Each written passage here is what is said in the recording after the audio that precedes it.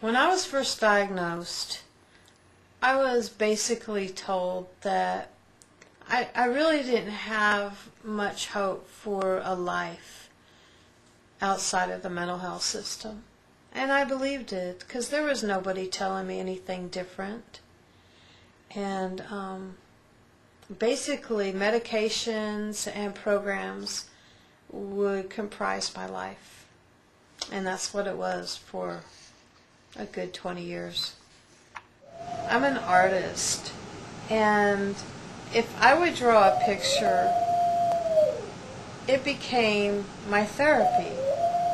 It became something to chart. It became something other than what it was, which was a creative expression of who I am. Art is art. It's not art therapy. Art is becoming entirely engrossed in my drawing and finding satisfaction and feeling who I am while I'm drawing it.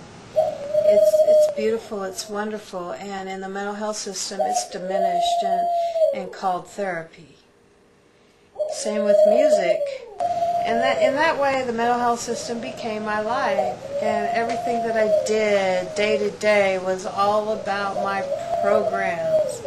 And when I'd go through a crisis situation, I'd get more intensive programs in the hospital. Many hospitals.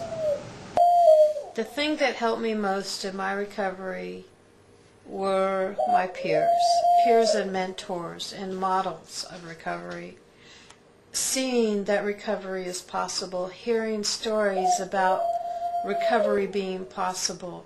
And I heard them all from my peers. I never heard one story of recovery from the mental health system.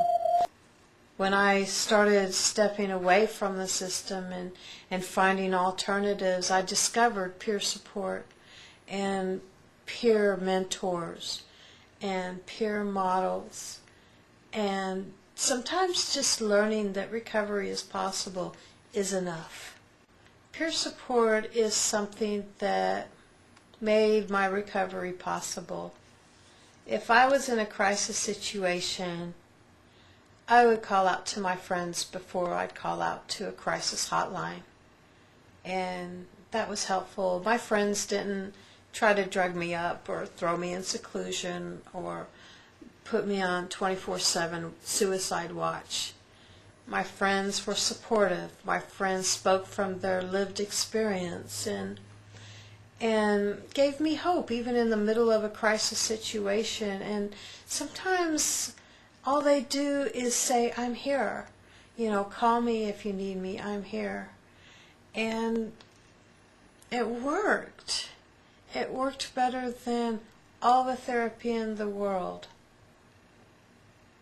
I'll forever be grateful to my peers, and that's one of the reasons why I'm giving back now. I'm a peer to others, and others need me as well. And that's the difference between peer support and a traditional client-therapist relationship, is there's no power differential. We're equals, and we've been there.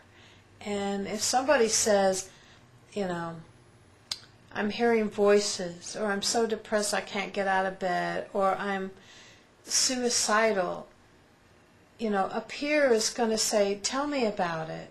What is this like for you? And tell me about it. I'm here to listen and validate what you're going through because I've been there." And that makes all the difference in the world. My life outside of the mental health system is rich and full of all kinds of things that bring me so much satisfaction and meaning, and it is far different than what it used to be before I knew that recovery was possible.